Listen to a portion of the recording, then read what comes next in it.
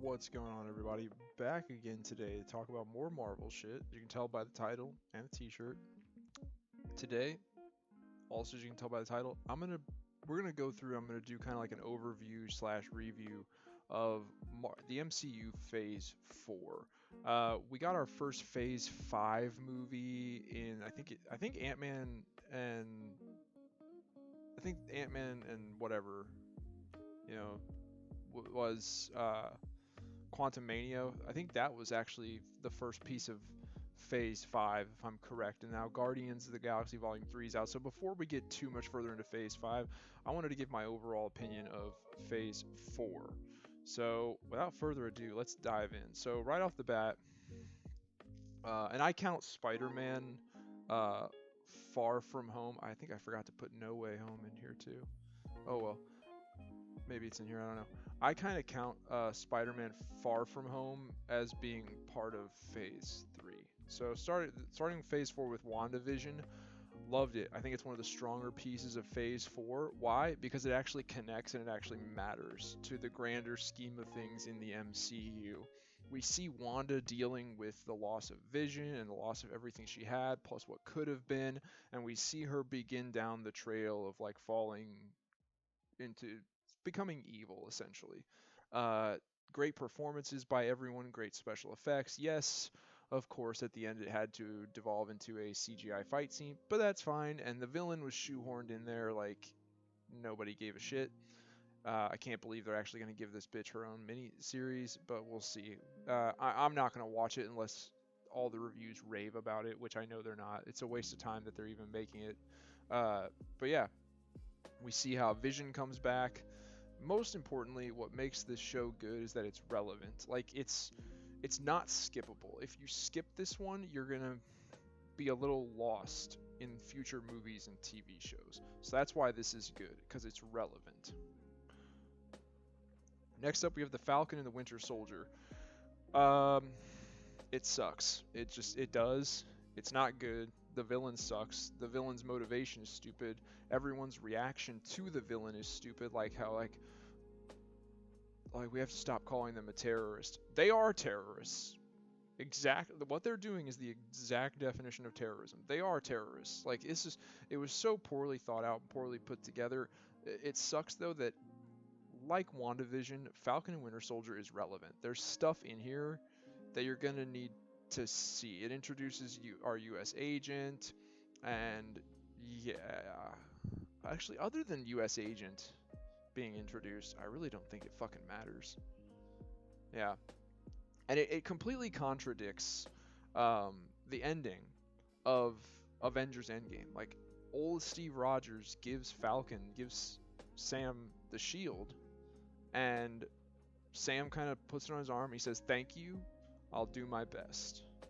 Like, he accepts the responsibility. And then we jump into this, and he's like, "Psych! Here you go, museum. You can have the shield. I don't want it." Like, that was lame. Basically, they needed to flood the MCU with content, any and all content that they could, while the big head honcho people went behind the scenes and planned out the actual important shit for this next saga, because they had no plan. Like, they did the Infinity Saga and it ended, and they're like, okay, we're gonna need to come up with a new big plan, and it's the Multiverse Saga. And I think they've got it thought out now, and they know where it's going. But it took them till sometime in 2022 probably for it to be finalized out and be like, okay, we can move forward with the plan. We can stop just shoehorning in bullshit shows and Disney Plus series and other shit. So that's why this got made, because they just needed to fill the time while they were planning with fluff, and then someone had the idea of like, we could make it about uh, people. The story's about like, it's from the two perspectives are people who've been marginalized and outcast by society, who've been marginalized and left behind, like the terrorist organization and Carly and the main villain of this. That's her and her people's outlook. Is like, we've been marginalized and cast out, and like, so fuck society and fuck the world. And then we have Sam, who is a black man who's going to be wearing the stars and stripes and be Captain America, even though America has a history for being a piece of shit a little bit or a lot, you know? So it delves into that. The question is, did we need it to? The answer is no. No, we didn't. Not in a fun blockbuster superhero action adventure franchise. No, we don't need to tackle that kind of shit. We don't. Like it goes against, like I said, what happened at the end of Endgame, where he puts it was better, I thought anyway, when he just the end of Endgame, he takes the shield and he's just like, he accepts it. He accepts the responsibility. He says, "Thank you, I'll do my best." For him to jump into this where he's like, "Actually, I'm not sure," it just seemed weird. There's also just dumb scenes in this, like where I forget what country they're in, but they get in trouble with like the law. And Bucky Winter Soldier has been seeing a therapist, and the therapist shows up because he missed some sessions. And she's like, "You missed some sessions, and now you're in trouble with the law. Emergency session right now." And Sam Falcon, he's coming with us and going to be a part of it, just so they could shoehorn in this therapy session scene that they think is funny, and it's not. It's just cringy. Like newsflash, people have been saying it for a while, but newsflash, MCU and Disney, quippy banter is not fucking funny when you overload it in a movie or a franchise. And 100%, there is way too much quippy banter in the MCU. So you need to take that shit down by like 50%. It's way too much quippy banter. Bye-bye. Take it away. So Falcon Winter Soldier, it's a little relevant because it introduces some new characters that I think are going to actually come up again and again and again in the future. But other than that, it's like his transformation and truly becoming Captain America in this, to me, that happened at the end of Endgame. He picked up the shield, he slung it across his arm, and he said, "Thank you, I'll do my best." That was him becoming Captain America. So watch it if you want, but I think it sucks. Loki, probably the best thing to come out of Phase 4. It introduced the multiverse. We got to see Tom Hiddleston play his classic good role as Loki. Everyone loves him as Loki. It was fantastic. It was a great show. Their first delve into the multiverse couldn't have been better. And the way it ended to me was mind blowing. Like I didn't see it coming, and it was truly good. Like it was fantastic. Can't say enough good things about Loki, and therefore I'm not going to say very much about it. All I can say is that it's fantastic. What if? So following right up with the creation of the multiverse at the end of Loki, we get to sample some of it in What If, which is the MCU's first animated series where each episode shows us a look at a different universe within the multiverse. It's an anthology series, so with that, some episodes are better than others. Like the Doctor Strange episode's pretty good. The what else? The one where Black Panther becomes Star-Lord is kind of entertaining. And then it culminates with a new villain that I hope shows up in the future. A version of Ultron from one of the universes actually manages to escape the boundaries of his universe and go between... Well, first, he ends up obtaining all of the Infinity Stones. Ultron acquires all of the Infinity Stones. And then he manages to escape the boundaries of his own universe and travel in the realm between universes and go from one to another to another. And he has a cool fight with the Watcher, who is like kind of narrating this whole thing. It's Uatu, the Watcher, and it's played by, I'm not gonna remember his name now. That sucks. But yeah. So I call him Infinite Ultron because he's got all the Infinity Stones. Infinite Ultron, it's Ultron with the power of all the Infinity Stones, and he's traveling the multiverse. That guy's got to come up at some point somewhere. Like he has to. And like you thought Thanos was bad. Imagine remember Ultron from Age of Ultron? Now that dude has all 6 Infinity Stones. Holy shit. So it's not all good. There are some skippable episodes in here, but there's also some ones that are really worth watching. Shang-Chi, super forgettable, doesn't matter. It doesn't matter other than the fact that it introduces you to Shang-Chi and this facet of the MCU. So if you're worried that, and he will show up later on in future movies, it's gonna happen. Like he'll join the Avengers or whatever, and if you're going to be super confused when that time comes, it's like, who's this guy in the red outfit doing kung fu with these rings? If that's going to confuse you, then watch the movie. It's not like you sit down one night, you just throw it on Disney Plus with some popcorn or some snacks, and you just watch Shang-Chi. You're not going to like, it's not going to upset you. And you're not going to walk away from it going like, oh my God, I just wasted 2 hours. But you're not going to feel super thrilled. You know what I mean? It's not going to really, it's nothing wow. You know, there's no wow factor here. It's another origin story introducing a new character into the Marvel Cinematic Universe, and he's a super unfamiliar he's unfamiliar like D-list character from the roster of Marvel. So watch it if you want, but on a letter grade scale from like A plus to F, I give it like a C, like a straight C. So take that for what you will. Eternals. This movie, I give it a B minus. It's almost a C. What saves it is the fact that what it implies for the future and what it sets up for the future. I liked Eternals, but there are the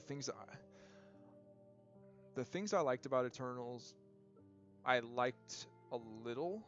The things I hated about Eternals, I loathed. And what did I hate about Eternals? I hated that they tried to cram into a 2-hour movie. It might be longer than that, but still, into one movie they tried to cram in a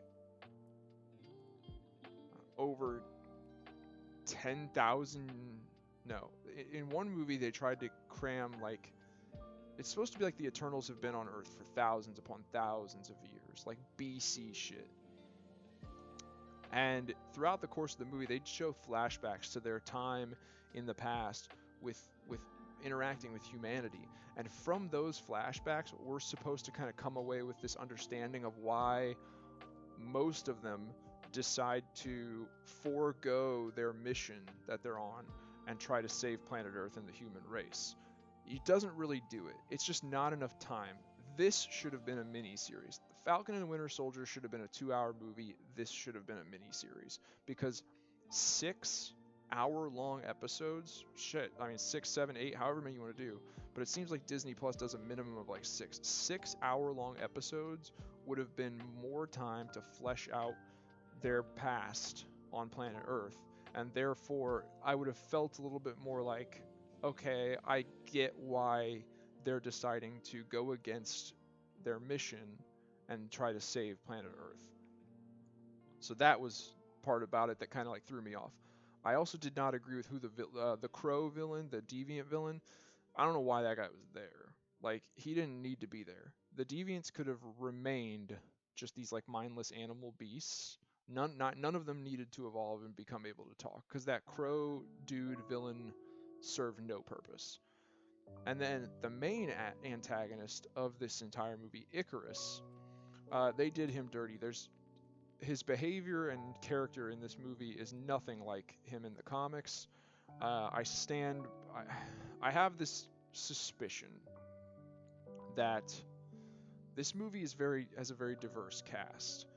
There are black people, Asian people, the people from all ethnicities, both genders. Fastos is gay. He has a husband in this. It's a diverse cast. Icarus, in terms of his power set, is clearly the coolest one. They all have like super strength. So Icarus has super strength. He can fly and he can shoot lasers out of his eyes. Icarus is by far the coolest one. He also happens to be the handsome heterosexual white guy. So I have this suspicion that they decided to turn him into the villain and do with him what they did because they didn't want him drawing all the attention on himself and stealing the spotlight from this diverse cast of people. That there's no excuse for fucking up an established character. And regardless of how you feel about Eternals and, oh, they're pretty unheard of and new, they are established. They've been around for a long time. They were created by one of the comic book greats, Jack Kirby. the characters and who the characters are, the precedent that has been set down in comic book source material should be respected. It's not in Icarus's character to behave this way, therefore he should not have. What they had Icarus do and the way he acted and behaved, I'm not quite sure which.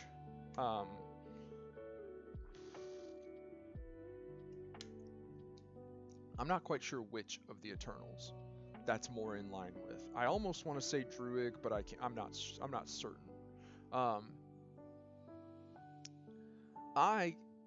To prepare for this movie, because I knew nothing about Eternals, I read Jack Kirby's original Eternals series, and I read Neil Gaiman's Eternals miniseries. When Marvel brought on Neil Gaiman to kind of bring the Eternals back into the mainstream. It takes place shortly after the Civil War in the comics. And I thought that was the route they were going to go, the Neil Gaiman's miniseries. Because in that miniseries, it starts out with the Eternals. No one knows who they are. They don't even know who they are. Their memories have been erased, and they have to only one who remembers who they are is Icarus, and he's going around. He's trying to recruit them and make them remember who they are. So it would have explained why they didn't help fight Thanos. It would have explained why no one's ever seen them or heard of them. And turns out, I'm not gonna say who, but if you want to read that series, the Neil Gaiman miniseries, turns out it was the Axe, one of their own, one of the Eternals betrayed them and did this to them. So that's what I thought they were going to do for the story to introduce Eternals, and after having watched it, I kind of wish they would have gone more with like kind of take a lot of inspiration from the Neil Gaiman miniseries. I kind of wish that's the route they went. It's not. It is what it is. Not bad, but it had the potential to be a lot better than it was, and that really sucks. So, yeah. Hawkeye. Other than the fact that it shows her, the new Black Widow, she's in it, and it introduces this new character. Other than that, there's no reason to watch this. It's just, unless you just love Hawkeye. Like, this is what I'm talking about. This is one of those things where it's Disney plus MCU fluff that they're trying to fill the void with, while they're busy planning the real shit for the next saga. Like I said, other than introducing these new characters, it also solidifies Vincent D'Onofrio's Kingpin from the Daredevil Netflix series. It solidifies his Kingpin character as part of the MCU, so that's kind of cool. But other than that, other than solidifying characters and introducing new characters, this is just some Hawkeye fluff. If you're comfortable with seeing these characters in future movies and not knowing where the fuck they came from, then you can skip this. Otherwise, watch it. Moon Knight. Holy shit. I was looking forward to Moon Knight so much because I, over the past couple years, have fallen in love with this character. I love Moon Knight in the comics. He's funny. He's badass. He looks fucking sick, like his costume. And then this show just totally fucked him up. One, let's talk about the most obvious problem. He's not in it enough as Moon Knight. He's not. He doesn't change into Moon Knight, this version of Moon Knight right here. Not this bullshit, this version of Moon Knight. He doesn't change into that anywhere near enough in the series. On top of that, in the comics with Moon Knight, Moon Knight is depicted as like, it's up to the fans and the reader's interpretation to decide for themselves whether or not they think he actually has like powers and whether or not he's actually like speaking with Khonshu the god, or is he just crazy? It's written in a way to leave it up to fans' interpretation. For this, they straight up went the route of, no, this shit is real, Khonshu is real, he is talking to Khonshu, he does have magic powers given to him by Khonshu, it's all real. I thought that was not as cool. I would have liked the other way more. I would have liked to see him in this version of the Moon Knight costume more, whooping some ass. That would have been cooler. Yeah, but they decided to... They went all artsy-fartsy about it, and they were like, well, we're going to have an actor here playing someone with multiple personality disorder. So to showcase that best, we're not going to want his face covered by a mask. we're going to want to show him with his face uncovered, alternating between playing these different people with different personalities, playing different people with the same face. No, it's a superhero action punchy punch munch munch popcorn brain numbing superhero action flick. Just do that. How about you just do that? Because that's what we're fucking here for. Stop trying to be all artsy fartsy and nuanced and show that you have like that you're deep and like thinking about issues like oh mental health and this and that. No, just make a fucking cool punchy punch popcorn munching blockbuster Moon Knight show. Make that for us. That's what we wanted. Pull your heads out of your ass. Stop loving the smell of your own farts and just make us our shit. So I was super disappointed in Moon Knight.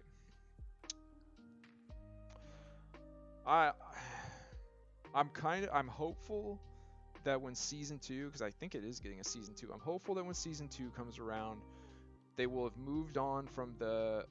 I'm hoping he'll be back in like America, in New York City or somewhere on the West Coast, and he'll be doing what Moon Knight does. He's this urban vigilante Batman type character.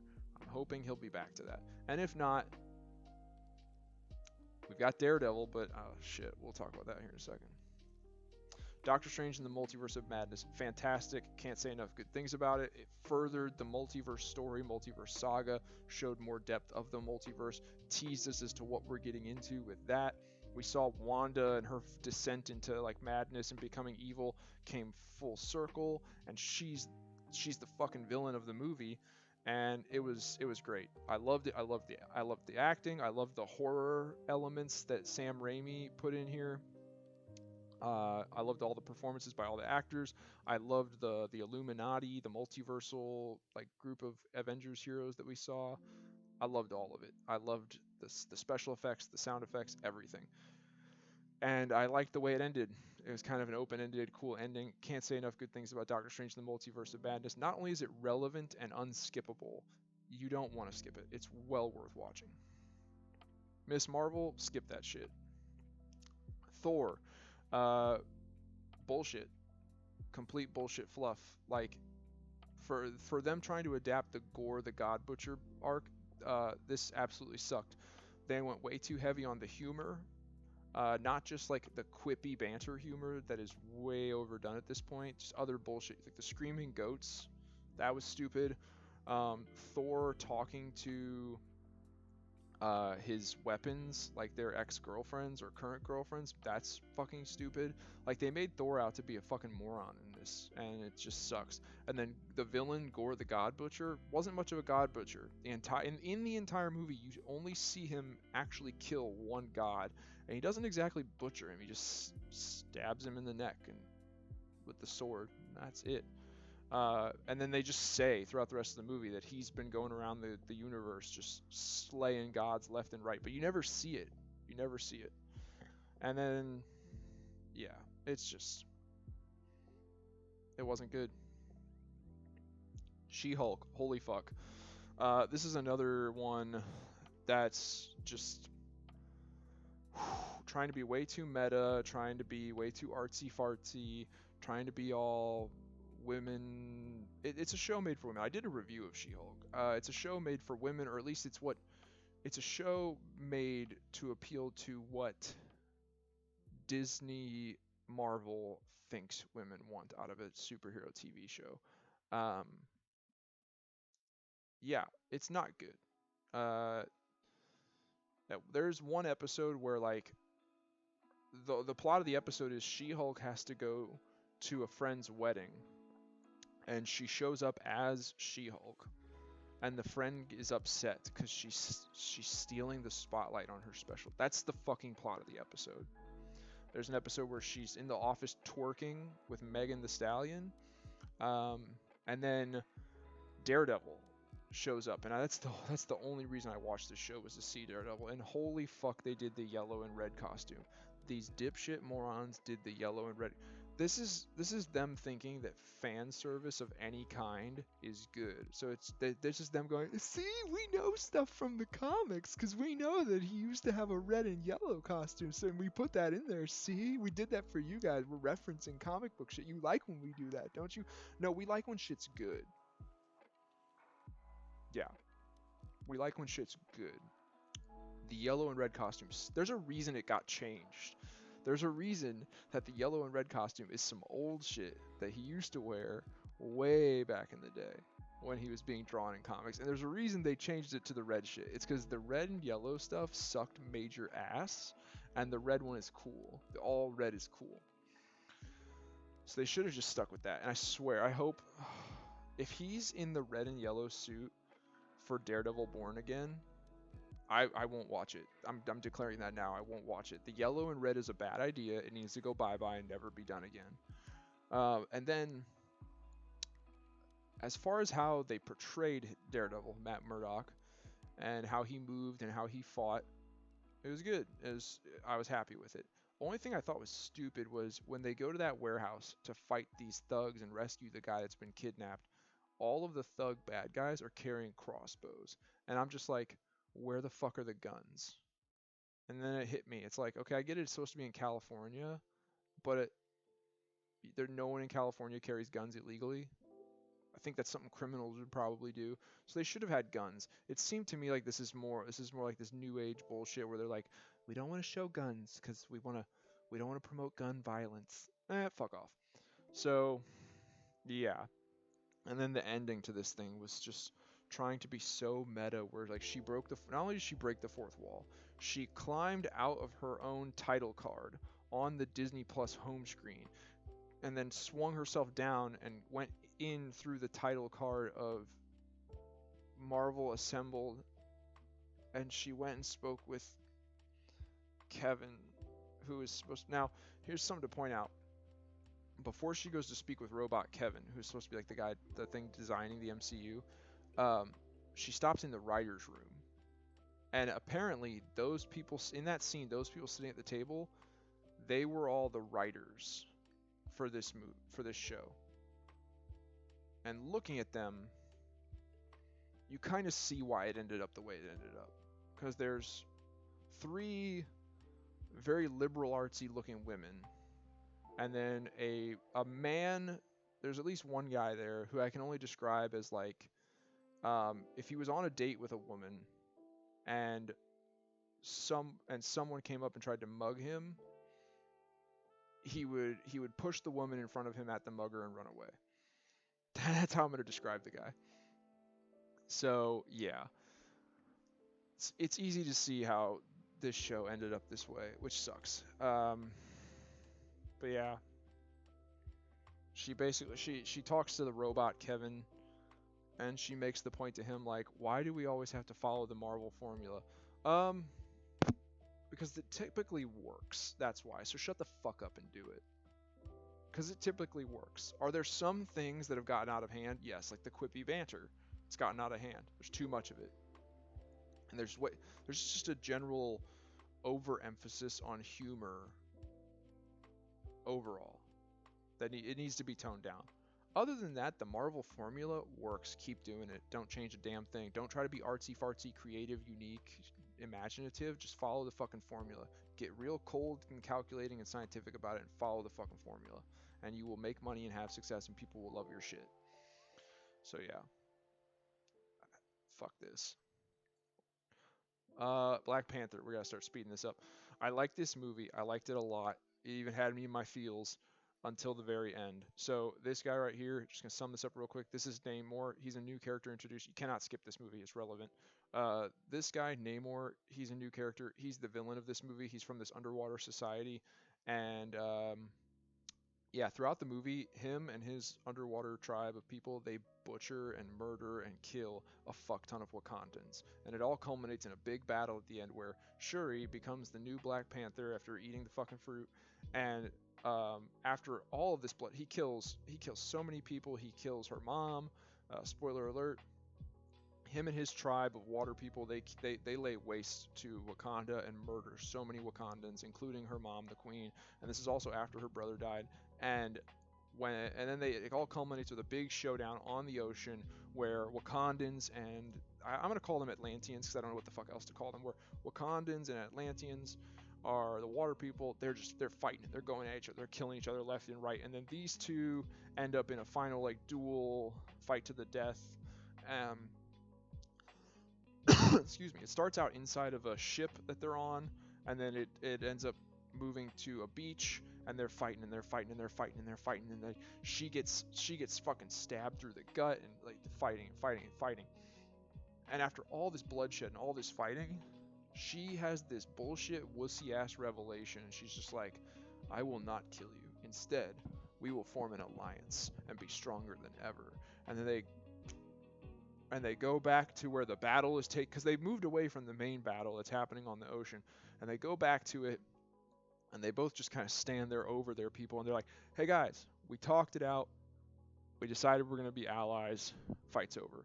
And everyone just accepts it, and that's total horseshit, because after the amount of bloodshed and carnage that this dude and his people inflicted on Wakanda, if she, the Black Panther, were to come by and be like, hey guys, I've actually made an alliance with them, we're friends now, they would go, you're a bitch-ass Black Panther, we do not respect her. This guy and his people, they murdered your mom, they murdered a fuck ton of our people, they destroyed our city and ravaged it. If at this point, if you're going to ally yourself with this piece of shit, you are a weak-ass, punk-ass, bitch-ass Black Panther. We do not respect you, and we will not follow you.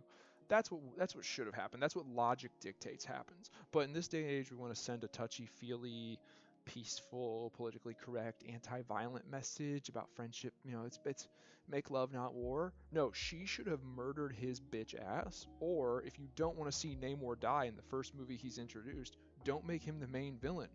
But with who he is in this film and the kind of things he does, her not murdering the fuck out of him doesn't make sense at all. So that's where the movie just totally falls apart, in that after all of the bloodshed and the carnage and the violence and the death and the murder, she just says, fuck it, let's be friends. And that's it. That's the full MCU Phase 4. That's my take over everything. Overall, I gotta say, I'm just happy it's over. Okay, I'm happy Phase 4 is over. I'm happy we're moving into Phase 5, because with Phase 5, it looks like we should be getting, everything should be connected again. Everything should be relevant to each other. It should be relevant to the main overall story, which is the multiverse saga now. They've had plenty of time to plan it out and figure out where it's going, where they're going with it. So we should know now, or they should know, and there should be no more need to fill the void with bullshit fluff like they've been doing for the past several years. So I hope we're about to see, like, Marvel MCU is at an all-time high, and with Phase 4 it kind of did like a little down tick. Like it didn't plummet, but it's done a little bit down tick. I feel like we are on the cusp of a huge rise again, but we'll have to wait and see. That's my take on Phase 4. Let me know what you guys think. Leave some comments down below. Get a discussion started. If you like this video, please hit the like button. That really helps out my channel. And if you want to help out my channel even more, check out some of my other videos and subscribe. Other than that, I'll talk to you guys later.